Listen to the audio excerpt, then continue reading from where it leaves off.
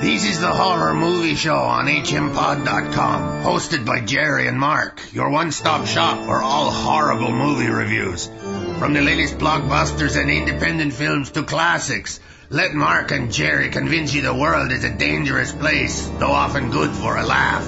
Now come and listen to the Horror Movie Show, if you dare.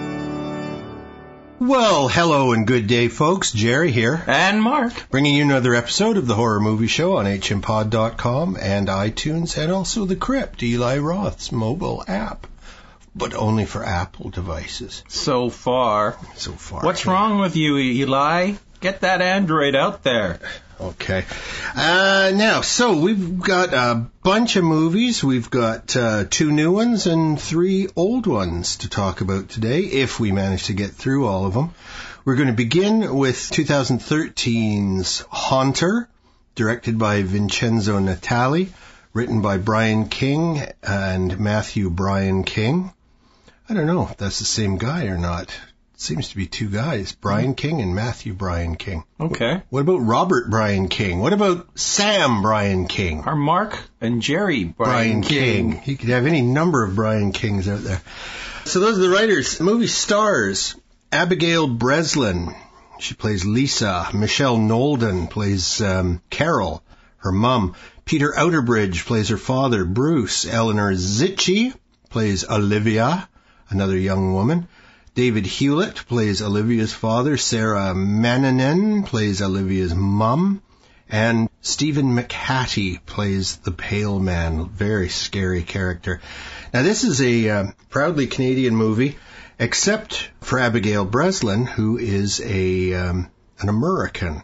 American? Yeah. Down south? Yeah. From south of the border? From New York. Not Old York. New York. So, this movie is a good old ghost picture, and it starts off by revealing that Abigail Breslin is a ghost at the very start. Well, we don't know that. Well, she is stalked. Let's put it this way. It starts off like Groundhog Day. Right.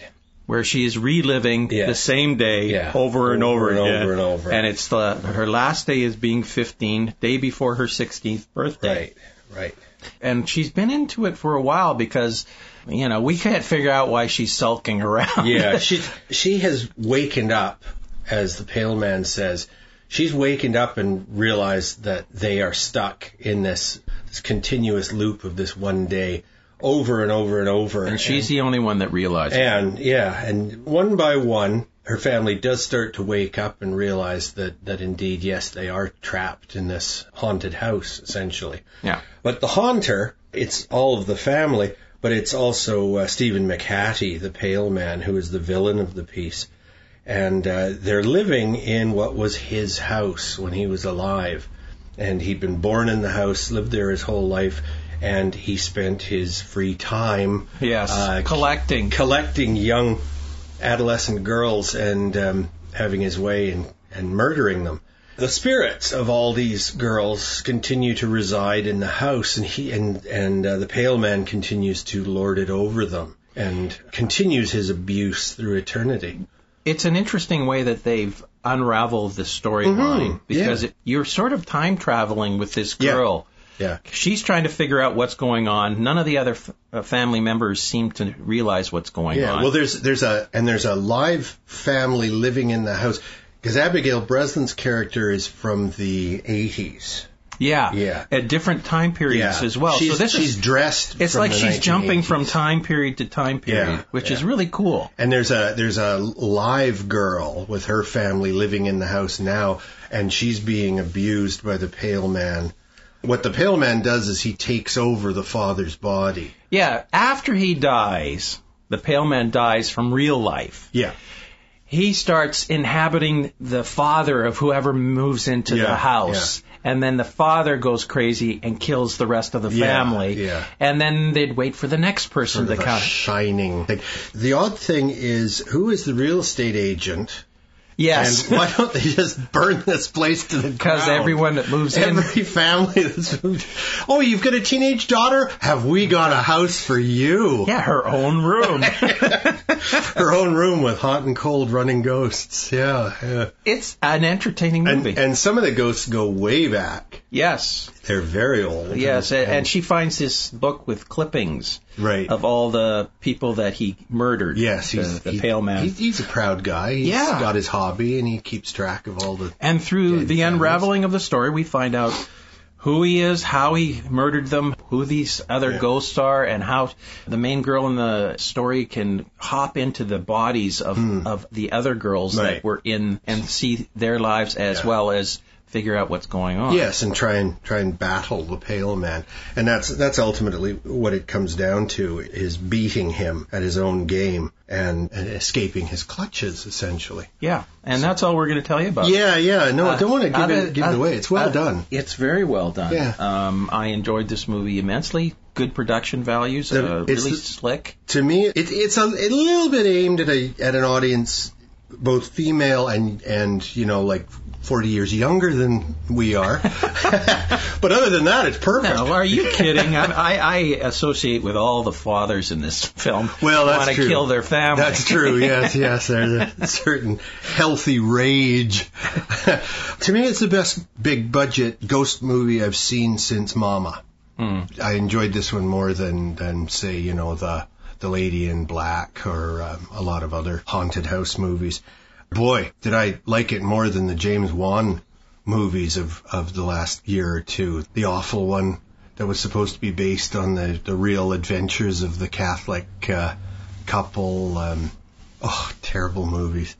Yeah. So popular. They make so much money, and yet they're so mediocre. Yeah. Well, it's all got to do with the religion at that point. I mean, their religion's the right religion. Yeah. Whereas this one had none of that. No, it has to do with the afterlife. Yeah. It doesn't have anything to do with how you get to the afterlife. Yeah. Our next movie, this is about the wackiest movie I've seen in a while. It's called Society. It's from 1989, directed by Brian Yuzna. Yuzna is, he's probably best known as a producer on Reanimator and From Beyond, the wonderful H.P. Lovecraft movies that were made in the 80s. And he became a director doing sequels to those great movies, Reanimator and so on. There were a few of them, weren't there? There was, I believe, 4 Reanimator movies altogether. There was Reanimator, Bride of Reanimator, Son of Reanimator. Reanimator. I married a reanimator. Yeah, that's right. So none of Yuzna's stuff had been particularly good, but this movie, I really enjoyed it. It's written by Rick Fry and Woody Keith, stars Billy Warlock, great name for a horror actor, as Bill Whitney, Charles Lucia as his dad Jim Whitney, Patrice Jennings as his mom Jenny Whitney, Heidi Kozak as his girlfriend Shauna, and one of the prettiest actresses I've seen in a while, Devin DeVasquez as Clarissa Carlin. Big cast, lots of people, and it takes you a long time before you start to figure out exactly what's going on. But first thing I want to say is I love this movie because it just really, really reminded me of what life was like in 1989. And I was working for a little magazine. And I was interviewing comedians. Stand-up comedy was huge in the late 80s. But the main character, he's a good-looking kid, Billy Warlock, but he's got that Corey Haim thing of being a mouth breather. He stands around with his mouth hanging open, looking kind of dim. And everybody in the 80s looked dim. Well, he does. The clothing is amazingly awful. And most of the young guys, because Billy's playing a high school kid. They're all high school kids for the most part. Except from Beverly Hills. That's high right. School. Yes, they're rich, privileged high school kids. And Billy Warlock and many of the other boys are verging on the mullet. Yes. Verging on the mullet. It's like one small haircut from being a total trailer park mullet. So that's fun, just from the 1989 Time Machine point of view. I thought this was a period piece, and then I found out, I kind of went back and said, it's actually made in 1989. It is a 1989 movie. So this is modern, new stuff. Yeah. So without giving it all away, but then on the other hand, it's a 1989 movie, so I guess we can pretty much blow the whistle on it. Okay, go ahead. The idea is that the character of Bill has always felt a little bit out of sync. He feels as if he's not blonde and blue-eyed like his sister and his mom and dad. He doesn't have the same relationship with his mom and dad. No, everything is very cold, and you get the idea, okay, well, he's a teenager, and teenagers often feel alienated, and not just from their family, but from life. So there's some of that, and he's seeing what seems to be a counselor of some kind, although the counselor is one cold, weird fish.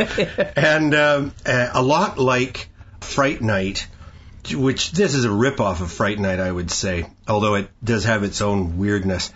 But in Fright Night, the main character, he's got classmates, friends who are saying, listen, I got something to tell you. There's something weird going on here, right? Yeah. In that movie, it was about the vampire living next door. In this movie, it's about like a whole other class of human beings, or not human beings, who are running the world. Yes. And that is basically what society is. The 1%ers. Yeah, that's right, the 1%ers, yeah. But there seem to be a hell of a lot of them, at least in Beverly Hills. Well, back then there was more like 5%ers. Yeah, that's right, yeah. So they didn't own everything the way they do today. So, when it's finally revealed what these creatures are, it's probably... It takes a while. The gooeyest bunch of monsters I've ever seen in my life. They have sort of a clip of it at the beginning credits. Right. But I couldn't figure out what the heck was going on. And it almost looked like there was an alien character with the smooth head. Right. I couldn't figure out what was going on. Well, we never really see their true forms. They're very... But what they have some really great effects. Oh yeah, really peculiar great effect. The idea is that Bill does find out that he is in fact just like fodder. He's just like a pet, a toy, and eventually a foodstuff. Yes. So it's all bad news for Bill and his friends. Oh man, when that guy shoved his hand right up this guy's rectum or whatever, and all the way up to his eye socket, and his fingers come out the eyes the first time the fingers come out the mouth, it's Billy who does the eyes. Yes, and actually pulls a guy inside out. I haven't seen anything go inside out like that since The Fly 2, and that poor dog that got turned inside out. That was really well done. It was. The warning, I think, on IMDb is this is a truly sickening movie. But it's done with a certain amount of style and a little bit of comedy and a bit of humor. Yeah. I mean, the villains are so villainous. Yeah. And by the end, when all is revealed and you see the cream of this horrible society, including, like, the first in command is the town's mayor. Second in command is the guy who was like counselor to poor Billy, and the counselor now has a face like the Joker. Yeah, like the Jack Nicholson Joker, and he's got this constant grin, and he's just giggling like an idiot. Yep. Oh, it's just nuts, this movie. Well, until the very end, I was wondering, okay, this isn't really a horror movie, right? And then all of a sudden, it gets pretty horrific. Yeah. All of a sudden. They go to the party. Yeah. Oh my God. Oh, that was pretty gross. And they're devouring the insides of this friend. Yeah. It's like their whole mouth gets attached. It's like the thing. Yeah. They begin pushing their fingers and their mouths and their faces into the victim and actually becoming at one with the poor victim. Yeah, and sucking out their insides. Yeah, and the victim is alive through all this, being tortured to death. Oh, it's monstrous. Yes. Absolutely monstrous. And I knew I was in for a fun ride because the credit at the beginning for extra weird special effects or something like that. They certainly are. The Thing, that is the John Carpenter version of The Thing, it's got effects like this. Except for not as, I don't know, tastefully or done. Yeah, it's more sensibly done, I think. This movie goes way off into the deep end. Yeah. Whereas The Thing has its own internal logic. These guys are giddy with what they're doing, and they're laughing, and they're having a grand old time. And you get lovely little touches, little things that start filling you in on this monstrous conspiracy that's been going on. They say, no, we're not aliens. No, we're from here. We've been around as long as humans have, but we've been running things forever. And at one point, just before they start to chow down on Billy and his friend, the toast given is, here's to our ancestors, Julius Caesar and Genghis Khan, two great guys. See, just get the idea that the ruling class has always been just using us poor regular humans. For fodder. Yeah, well, I'm sorry, you regular humans. I like the fact that they bring in a new person to live with them, but I don't know why he didn't know he wasn't their son. They adopt babies, evidently, and then raise the babies, and the joy of the thing to them is that they don't know we're going to eat them. Yes, and it's like when they turn 16 or something, that's their coming out party. I think it's 18. The magic date is 18. Yeah. And they school them, and they give them cars, and they... Plus these bizarre, monstrous beings, they're into incest. Yeah. Then that is what Billy at first hears from, not really a friend, he's a schoolmate who was going out with his sister for a little while. Yeah. And this poor slob, he's the first one to get eaten alive at the He's big the one party trying at the to... end. He's the one that's close to cracking the... Yeah, he's actually... conspiracy. He bugged the car and also a piece of jewelry, an earring that the sister was wearing. So he plays a recording for Billy of his family talking when Billy wasn't there, and they're talking about, so what do we do at the party? Well, first you have sex with so and so, dear, and then you copulate. And then you copulate with your mother and I. Yeah, it's just like, oh my God. So Billy just thinks that there's some sort of monstrous, hideous social evil going on. He has no idea that they're not human. Yeah. Yeah. Well, maybe they are human, just a different branch of human. That's not human. The thing he sees, first he sees his sister in a rather disturbing scene. Oh, yeah. He's almost spying on his sister. He walks into her room. No, he's in the bathroom. The glass shower door. Yeah. And he sees her body, and she's got her boobs and all that showing through the glass door. It's a fuzzy picture. But her butt is also at the front, like she's twisted around. And then later on, with his new girlfriend, who's also part of society, he sees her half twisted around too. So we never really see these aliens, but evidently they can twist. They like to have their butts forward. Yeah. Very, very silly movie, but very enjoyable. Let's go on. Let's go on to the next one. Let's get this done out of the way quickly. 2014 movie called PMS Cop, written and directed by Brian Blakey. Stars Cindy Means as the PMS Cop, Heather Hall as Mary, Mickey Stone as James, Elaine Jenkins, just awful, Dr. Sokolov, Megan Dehart as Dr. Sellers. She at least was pretty. Daniel Skinner as... And she actually could act a little bit. Yeah, a little bit. Yeah. Daniel Skinner as clown rapist. Yeah. There's a credit you don't hear every day.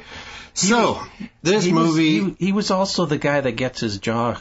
ripped away. He was both guys. That's a big effect these days. I've seen that in a couple of movies recently. That was the only decent special effect they had in this whole movie. Oh, it's this movie. How can I say it? It stinks. It's awful. It's terrible. Don't watch it. If somebody wrote down the synopsis for this movie, and you had a good writer, Right. it would make an interesting story. Well, it's sort of a RoboCop kind of thing. Like they take this policewoman. The whole idea of them putting a chip in somebody and it having a side reaction with another drug that they were given it. Yeah. That whole aspect, I liked that aspect of it. Well, that's and what they I mean. could have made an interesting movie of that. Because she's a cop, but she can't keep her temper in check. She's got like literally killer PMS. Yeah. She murders people and overreacts and so on.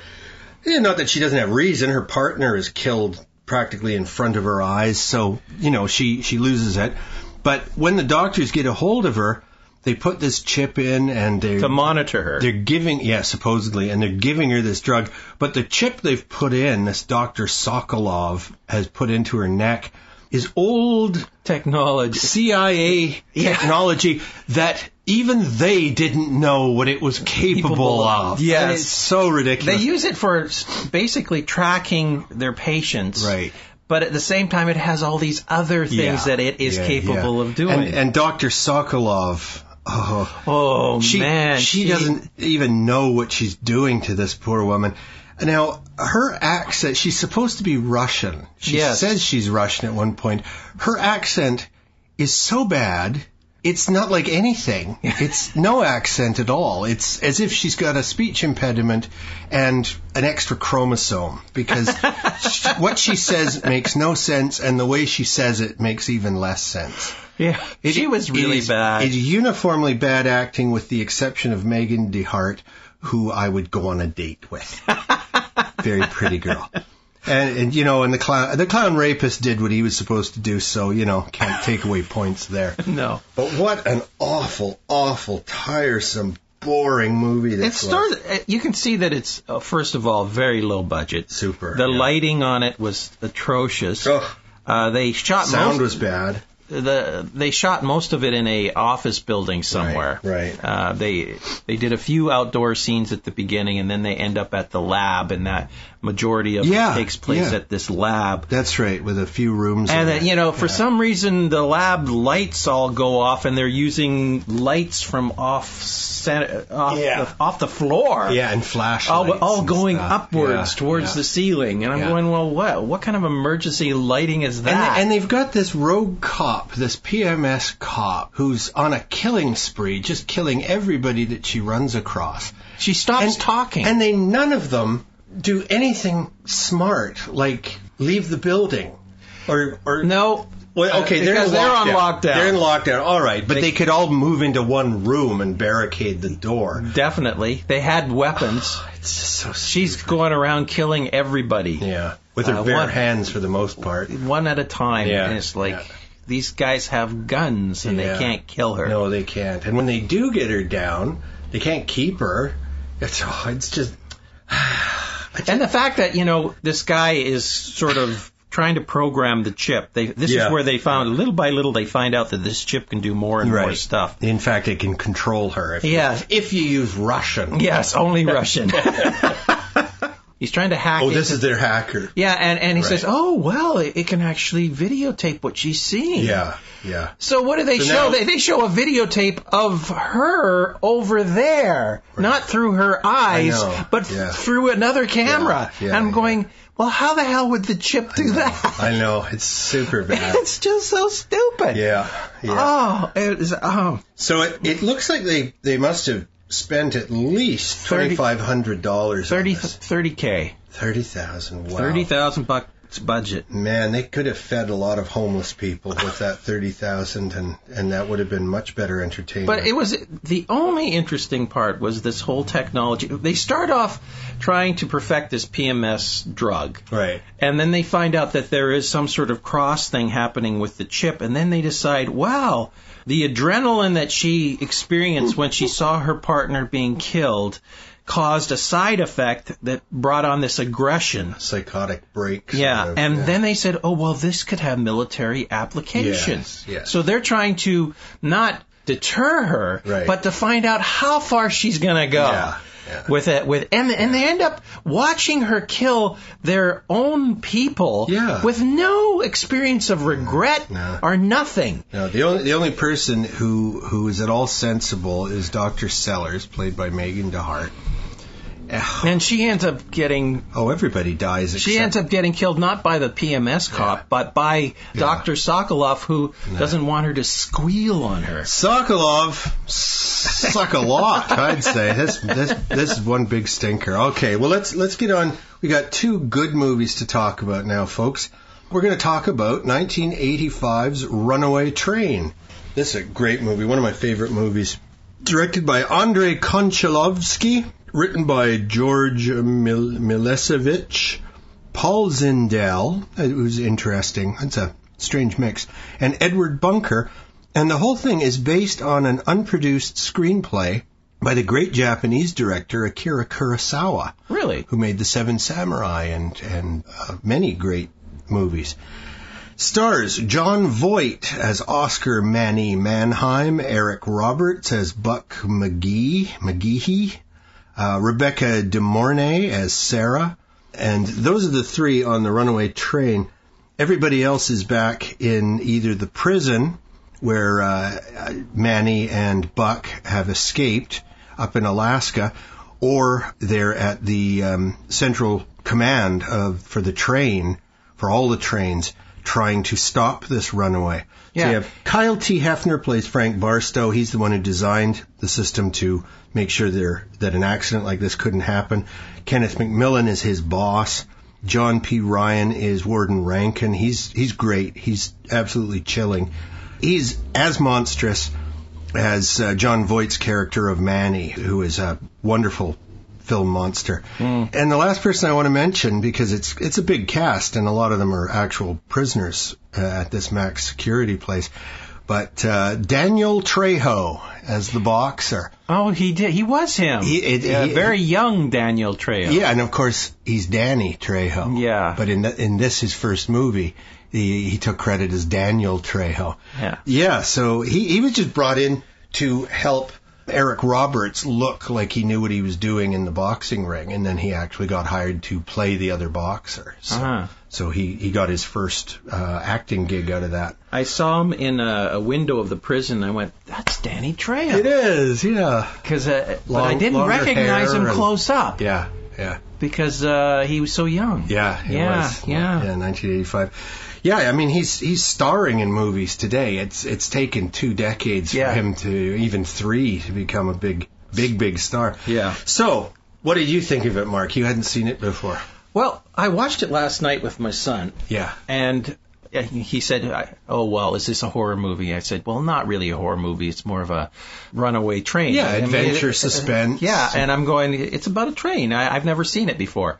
So we start watching it, and it's all in this prison, right? And I'm going, oh, maybe it's a metaphor, Maybe the runaway train means that there are some sort of incidents that start, and they just can't stop. Yeah. Well, it's the first 20 minutes. Yeah, because But you have to know who these characters are. You have to know who Manny and Buck are. Because we're watching it, and it didn't look like they were going anywhere. Right. And finally, they escape, and the next thing you know, there is a train, and I'm going, well, it is a train movie. Yeah.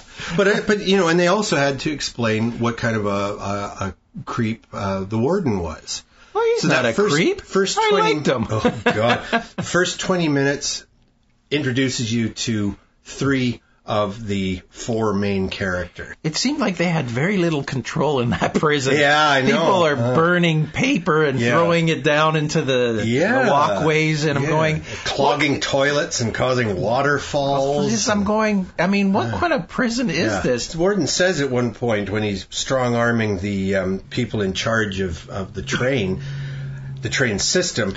He says, have you ever seen a riot at a high-security prison? You don't want to see that. Well, how much worse is the riot? Because they appear to be rioting all the time. Exactly. With flaming debris raining down on the guards and waterfalls coming out of every second cell. The Voight character has actually been in solitaire. He's been 3 years. He's been welded in his cell. Yeah, that's what I was going to get to. Yeah. Is that he's been welded, and there's been a law case that told the warden he had to let him out. Yeah. You can't weld somebody into their cell. Inhuman.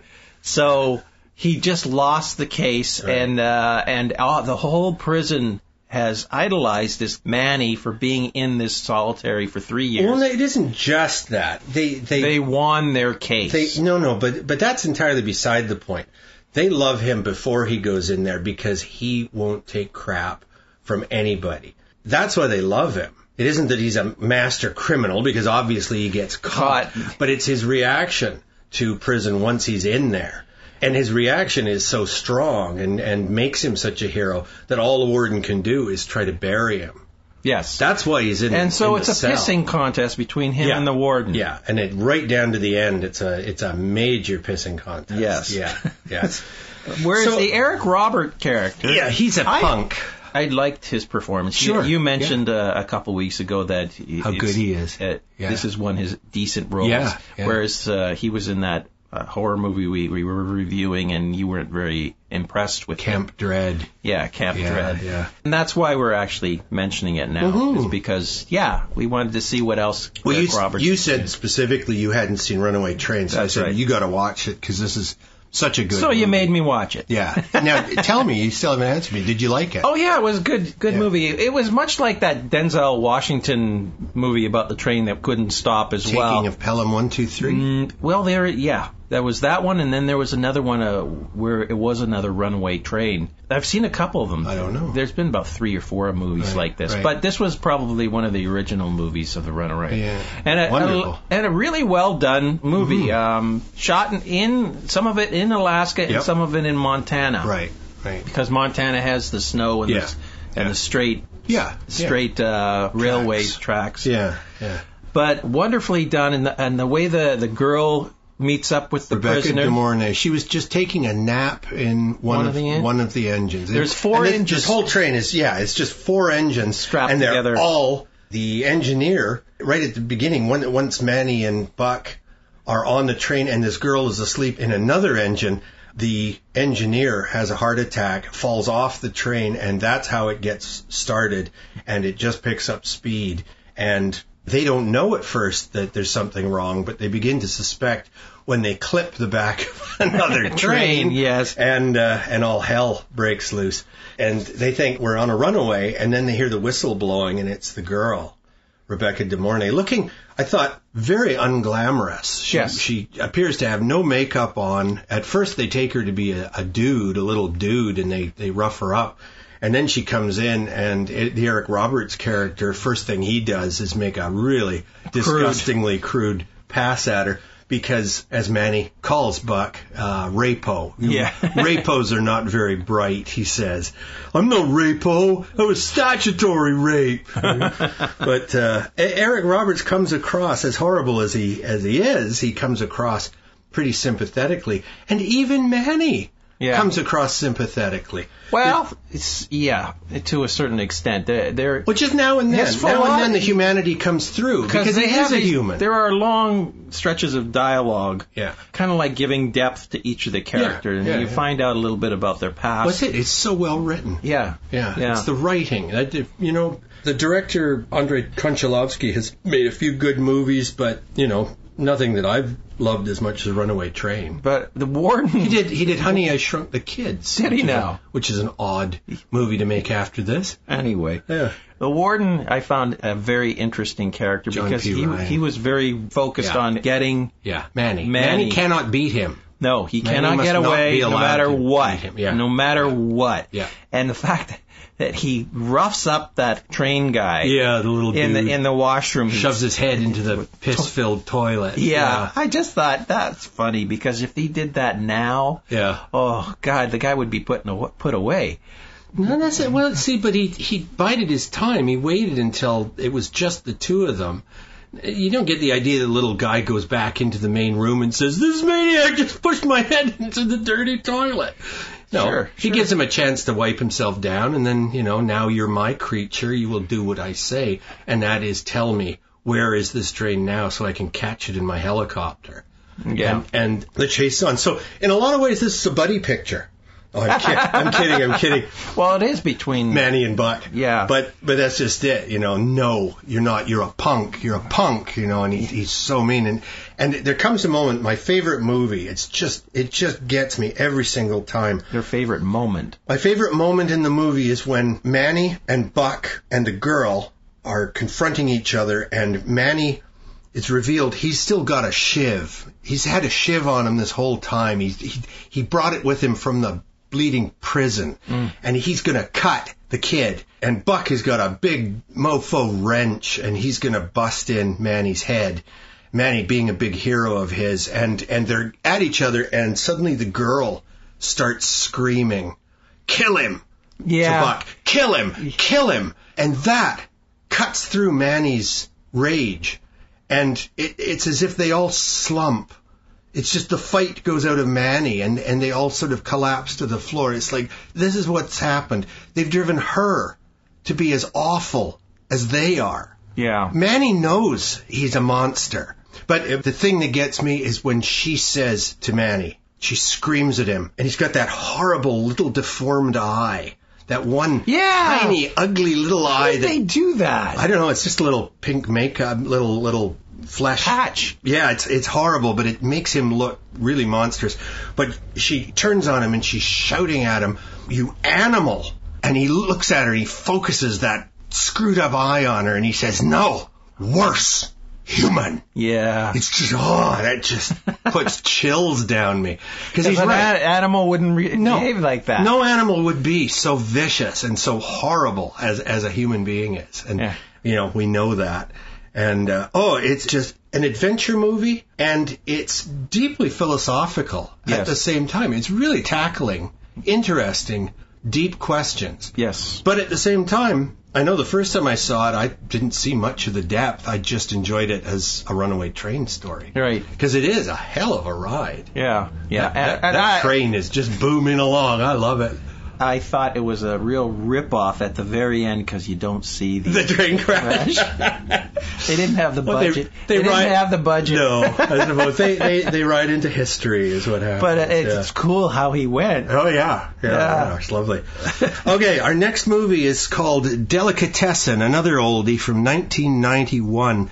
And I believe Mark and I saw this in the theater when it was first released in North America. Do you remember that, Mark? No. I seem to remember we had a drink at the George V, and then we went to see Sure, I was this drinking movie. heavily that night. Yes, that's right. So it's a French movie, co-directed by Marc Caro and Jean-Pierre Jeunet. It stars Dominique Pignon as Louison. It's an ensemble movie, but he's sort of the main character. Marie-Laure Dognac as Julie, and Jean-Claude Dreyfus as Clapette, who is Julie's father. And the proprietor of this, I guess you'd call it an apartment building, but this is on a post-apocalyptic French landscape, and there is nothing left to eat other than frogs and snails in this one dude's apartment. He's flooded his apartment, and he's just raising frogs and snails, buckets of them. That's French for you. It's so funny. It's so French. Just before we get into the movie, the director got the idea. Which one? The Jean-Pierre Jeunet. Jeunet. Yep. Got the idea for the movie in 1988 while vacationing in America. He said after staying in American hotels that the food was so bad that it felt like he was eating humans. There we go. Thus came the idea. Yeah. The idea of the butcher. Right. Came who is the cannibal. Clapette character. He's the one who's running the rooming house. He came because the director actually lived in a place over a butcher. Okay. And he could hear the butcher sharpening his knives every morning. Oh, lovely. Yeah, that's something to wake up to. Jean-Pierre Jeunet, one of the two directors, he's the guy who was picked to direct the fourth Sigourney Weaver Alien movie. Uh-huh. Alien Resurrection. And the reason that the Alien quadrilogy was as successful and such high quality is that they hired great directors for each of those movies. I mean, obviously Ridley Scott originated the first movie, and then you had James Cameron do the second one, which was more an action movie, and then you had David Fincher go small again and hold everything down to that prison in the third movie. And then the fourth movie goes right over the top because Sigourney Weaver's character, Ripley, is dead. She has been for 200 years. They're desperately trying to clone her because they think maybe she'll have some alien DNA and they can get an alien out of her. And of course, tragically, they're correct. But that movie is almost nightmarish quality to it. And a big part of that is Genet. And the little French guy in the wheelchair among the crew of the ship that brings the victims for the alien eggs to eat, the little guy in the wheelchair, he's Dominique Pignon, who plays Louison in Delicatessen. Oh. So Genet is loyal. Pignon also stars in a movie. I meant to jot down the title of it. It's something like, The Missing 1,000 Children or something. Another very surreal French movie, which also has, who's that guy that we keep seeing in all our movies, Mark? Ron Perlman. It has Ron Perlman in it. And Ron Perlman was also used by Jeannot in Alien Resurrection. Okay. So, these directors, they have their favorite actors, and they drag them from one movie to the next. I don't know if it's, some directors make friendships, and they're loyal to that friendship. Yeah, so that's a favorite actor, yeah. And it's nice, A couple of weeks ago, we were talking about the lovely Grand Budapest Hotel and Wes Anderson, and my goodness, he uses the same actors over and over and over. Maybe it's because they feel more comfortable because they know what the actors can do. Yeah, that'd be a part of it. And there's a nice rapport between them, and they don't like getting new people in that they don't really know. No. Stuff like that. Yeah, of It course. could be something like that. But they do. I mean, in all these movies that I just mentioned for Jeannot, there are other actors. Of course. Yeah. But it's always nice to have people you know around. Well, it must be. Like any creative venture, if you're already simpatico, if you've got a shorthand, that's going to cut down on time and wasting money and everything else. So, we're in a place where there are no animals. Well, everything is dead. There's not much of anything except the snails and the frogs in that one apartment. Right. So everybody else is waiting. They get new tenants, and the new tenants don't last very long because... What happens is that they advertise for a handyman. Right. The movie starts with this handyman trying to get out of the building. Yes, he's trying to sneak out in the garbage. Yeah, so he tapes bags all over his body and then jumps into the trash bin. And the trash collector, even though this is post-apocalyptic, they still have trash collectors. Yeah, I don't know what they have. So... he gets caught, and next thing you know it, that's all you see of him. Next thing you know it, there's a guy showing up and saying, I'm here for the handyman position. Yeah. And he's thin and short. Yeah, they're upset. And so they're upset that he's not a big, chunky man. Yes, they would have preferred a 300-pounder. Yeah. So the owner of the Delicatessen, who also manages the building, I guess, says, no, we can't really use you. We'll keep looking for another. No. He keeps him on. No. At the beginning he says we can't use him, and at the last second he changes his mind. Yeah. And he says, oh sure, you can. Else. But first he's going to work him. First he's going to get as much fixed as he can. Then they'll eat him. Yes. I guess the other guy couldn't fix anything. Yeah. Or they were too hungry. And they ate him right away. So everybody in the building knows that this is going food. On. Yeah.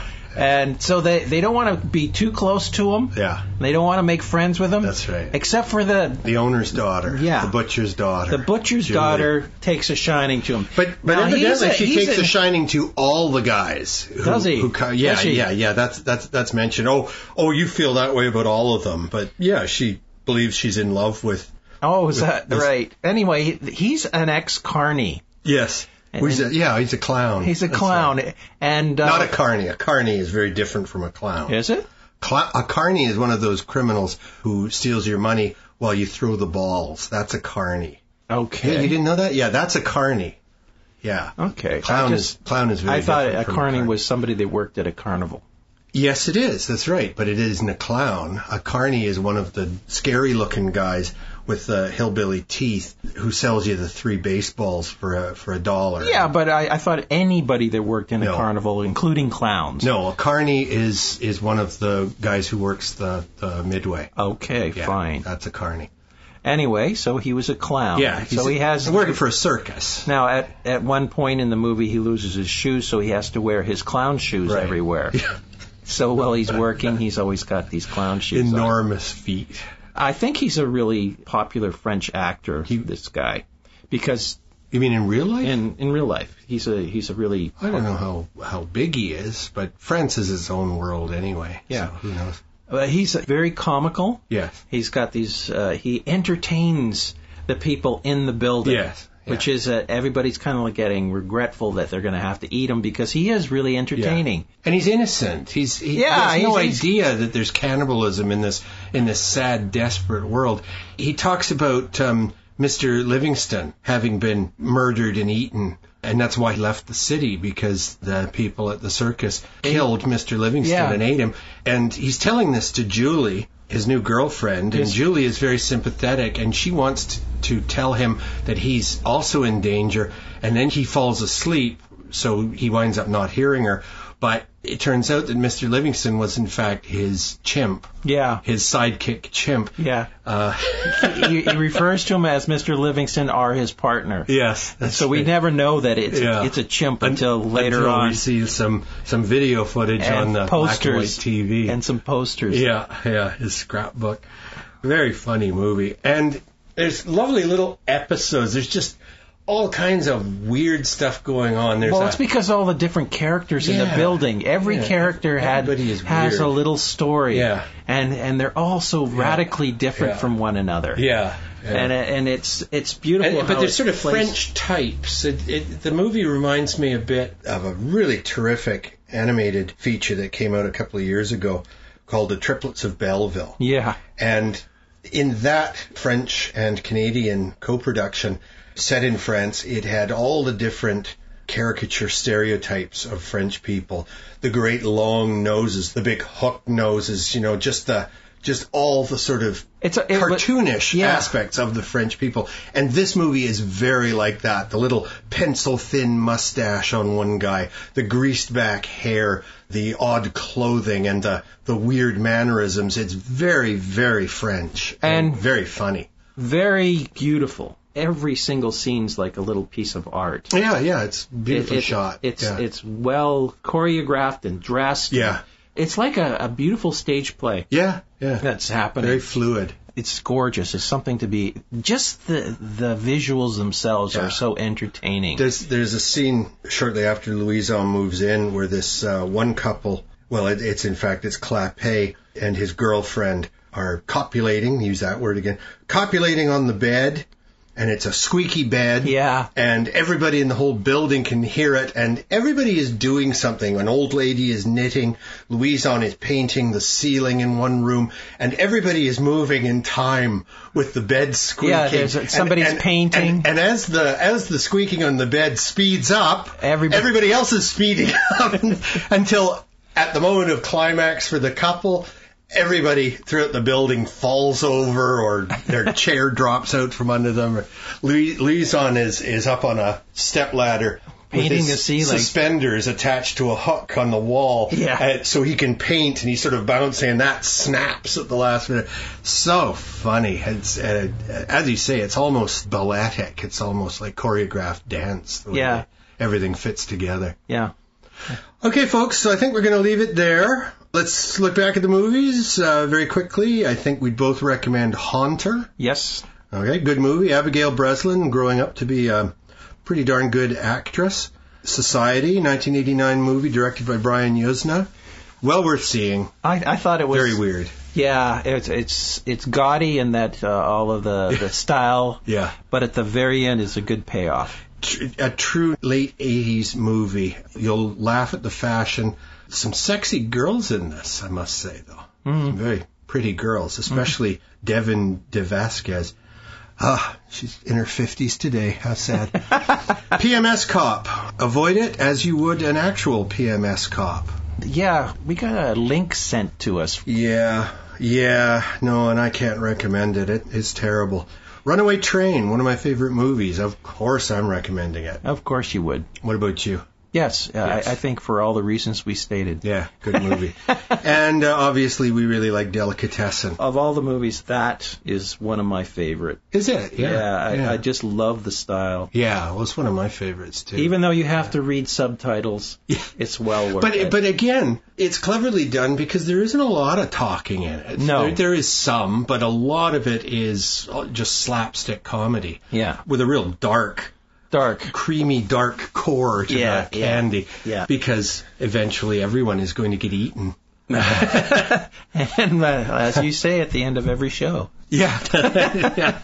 Okay, folks, so that's it for us, and we'll be back next week with something. We'll think of something. We'll figure something out. Maybe we'll just talk about old episodes of Cheers. Our Seinfeld. Yeah, Your Seinfeld. favorite. There you go, okay.